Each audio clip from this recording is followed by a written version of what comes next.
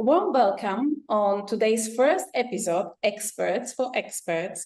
My name is Jana Dressler, and I'm expert who is turned also to be mentor for experts. And in these interviews, I want to give to my audience also alternative things to talk about, very important things. And today, in my first episode, my first guest is anti-depression coach, my very dear colleague and friend, Irene Anggreeni. And I would love to welcome you, Irene, and also ask you why you do what you do before we start to talk about today's interesting topic. Thank you so much for having me, Anna. And what a great question to start with. Why I do what I do. It's an extension of my personal journey. So I have been in that role myself, struggling with depression. And this was way before I started to be a business owner, to become a coach. Back when I was in a different career completely, I was working as an engineer. Yeah, also a kind of like it's a corporate, a software corporate, you can say. And before that, I was an academic researcher in an engineering field. And those were also, the tough times, like because I was in Europe, like coming here as a knowledge migrant, as an expat. And there were so many factors, like there was also, of course, I was missing my support network, and then there were difficulty to connect with others because of my culture is very different from my host country, and but there are also a lot of bottled up emotions, some really old emotions that were kind of coming up to the surface, and that mixed in with the stress and the pressure of of being a career expat, trying to make it in a foreign country. And this was all, coming into, a big crisis. So I had depression. I was diagnosed clinical depression. But then that was also a turning point. As I was healing in recovery, I had the great opportunity to reinvent kind of who I want to be, and also reinvent my career. And after all this engineering career, I took another education. So I retrained to become a dance movement psychotherapist. And that's kind of where things start rolling. I was kind of like looking for how can I best serve other people. Because with all my experience, in the corporate, in engineering, I felt maybe I was not the best fit to work in a psychiatric setting, like in a psychiatric hospital. So that's the reason why I decided to start my own coaching business. And what a great decision. Kind of really bringing all, my lived experience, and also my past experience, because I have an understanding of how it is like to be, to be employed in a corporate, and, to be in engineering technical setting. And I felt that this also informs my work very much. It's we have a lot in common, and two of us, but also with those who are now watching and listening, because in my audience there are many people who were expats or are working with expats or were changing the countries, as I myself. So of course there is this element which can even trigger a lot of issues, and we are also coming to the subject of today, emotional roller coaster. It's a very important subject because it is very linked to what we do. Even for those who are not expatriate, we are all like expert business owners, and most of us working alone. And already these facts fact can really trigger that there is upside down. And if we don't know, and now it's come, the word, I would say, eliminate this emotional roller coaster. But when we talk together, you said that's not the right word. So if you can tell me with your words or describe it, what exactly it means and what you encounter when you are helping people to not to eliminate, but to deal with. And what is then the better way how to deal it, not to eliminate, but what to do and why? What a great question. Yeah, because, like this word eliminate, yeah, to me, personally, it may resonate with you or with whoever's listening or not. Yeah, it sounds like a very, maybe, yeah, somewhat aggressive way of dealing with emotions. Yeah, maybe like we try to, I don't know, to cover it up or to suppress it, to ignore it, to push it away. And yeah, from my firsthand experience with emotions, like I've been dealing with a lot of emotional roller coaster also throughout my life. Like this is, this way of suppressing, ignoring, not addressing, not processing the emotions that could lead to a more serious problem. Yeah, in my case, that developed into depression because, like, I had so much bottled up emotions that I was hiding from others, and I never really learned how to, how to process them, how to communicate. Why do people ignore it? Why? Yeah, some emotions are just not pleasant, aren't they? Like, emotion of yeah, perhaps, like fear. Yeah, kind of that's perhaps like something that fellow business owners relate, kind of, oh, fear, yeah, what if my business not making enough result, like what if yeah, so this what if, oh, what if yeah, that client drops me, or what if my event will be a failure, what would people think of me? Like all these fears. And even like, when we try to kind of to cover it up with the logical thinking, or kind of like with, talking positive to ourselves, like there's already a lot of process happening within. And yeah, it's a very biological process as well, kind of a lot of, like our biochemical reaction or hormones are like maybe spiked with a lot of stress hormones. And yeah, if we ignore it, then this also gets stuck, like this whole bodily chemical reaction, and that could be dangerous for our long-term health. Oh, yeah. And that's good that you are mentioning that it's not something we can solve with logic and with logical mind, because it's experience our body has. And we are, and also the people who are listening to us, watching us, these are very intelligent people, because they are educators. They are those who decided to help others with their expertise. And so they are highly educated. And you have also a lot of titles, right? You have also PhD, and you are very educated. And I have seen that really, especially women who are very educated, we are also doubting ourselves the most. So yeah, why is it? Trademark, this self-doubt is the trademark of intelligent people, indeed.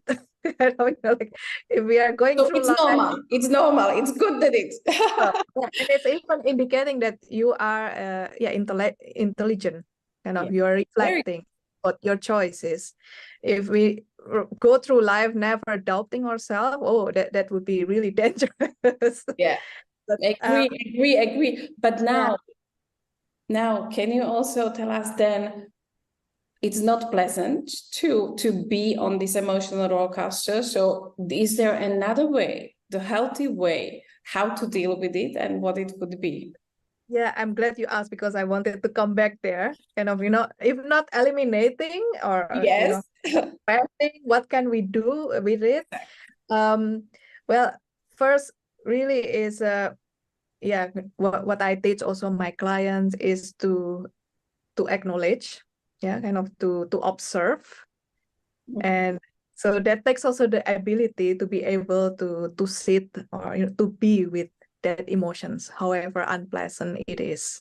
Yeah, and it doesn't have to be, you know, kind of like we don't have to be in that space of being with that emotion completely by ourselves. I mean, like we could always ask for support, yeah, kind of, but we need to also formulate, okay, what kind of support do we need?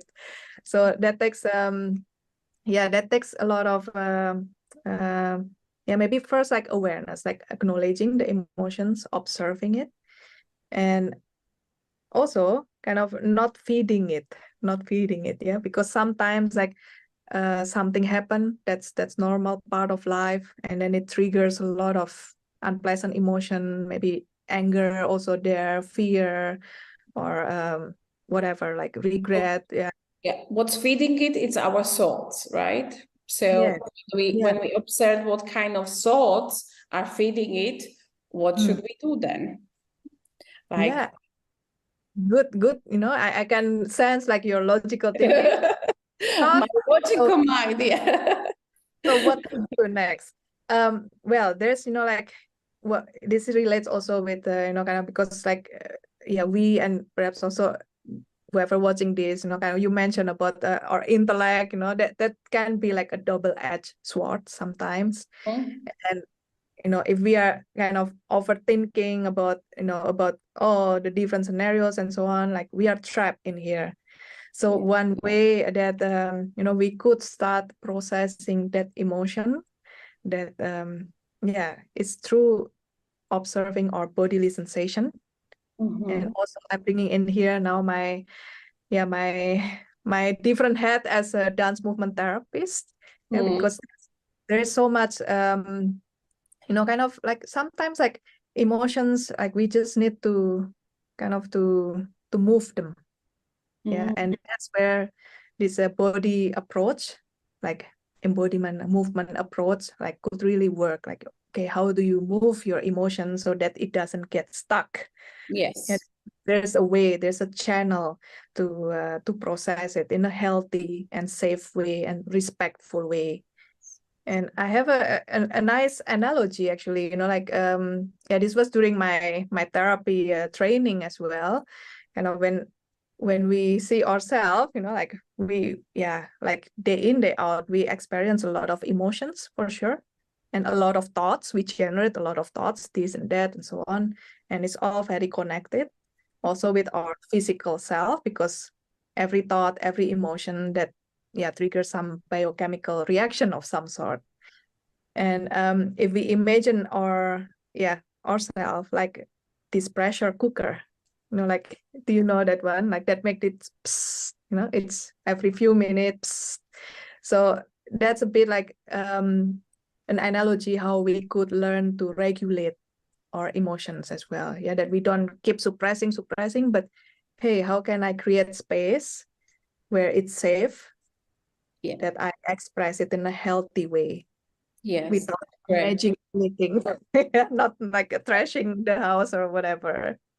That's great. That's great. I think this is a great way. And I think also when we discuss about like self-esteem is very linked to it also. And what I believe that against the fear, what is the opposite of the fear is love. We could also talk about the self-love and a little bit more about this. And I know that you use this approach, and you even don't call it the self-love, or you call it the self-love is a part of, you are talking about the self-compassion. Can you tell also a few words about it? Yeah, self-compassion, it's kind of yeah, it's not a term I coined, so I learned also. I think it's coming a lot from Buddhism. But there are also some yeah, some researcher that, you know, that kind of analyze it into like nice components. Like I look into the word of the work of Dr. Christine Neff. So she's like a kind of really an expert in self-compassion, what that is. And according to her, so there are 3 components. Like really, it's about being kind to ourselves. Yeah, kind of, perhaps like that's perhaps already the most challenging part, because it's much easier to be kind to others, but being kind to ourselves without feeling guilty about it, that's something that we could all practice a bit more. And there's also the element of again, that awareness, kind of awareness of our thoughts and our emotion as well, without over identifying with them. Like we are not, if I'm feeling anger right now, it's not all of me is anger, kind of like it's not my identity, right? It's just a feeling. We are not our emotions, we are not our thoughts, and those are just like kind of some things that pass, and it comes and then it passes. And then also there's the third part of self-compassion is about this kind of nurturing that sense of connection with other human being, with our humanity as well. Kind of like being in the awareness that, hey, like everyone makes mistakes. Everyone's probably dealing with like all this emotional roller coaster.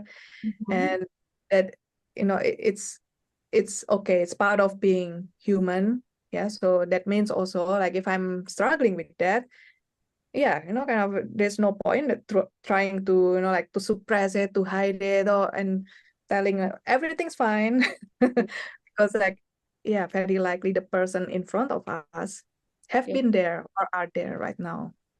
So talk about it openly, and everything about our mistakes, about everything what we do, what we feel. It always left this openness, but also with ourselves and also to others. That's very important with this connection. That's so great, because we shouldn't be alone. It's a very hard place to be when we are building business alone. And this what you share with us today, it will already help a lot. And if somebody wants even more help and dive more into this topic, do you have something for those who are watching us? Yes, I absolutely have, maybe multiple things. So share one. Share one. So like one of my first guide, it's an inspiration guide, because like I'm coming like from like this, dealing with a lot of negative emotions and negative self-talk. So I've been like, okay, creating also my own toolkit, how to uplift those, kind of like also how to challenge that negative self-belief. So I have 21 mindful actions to uplift emotions. So these are really small, concrete actions, that that doesn't. You're very practical. I know that. You saw it, yeah. So it is, kind of you kind of also to change your paradigm a bit about self-care. That self-care has to take a lot of your time, and it has to, I don't know, involve doing something extra.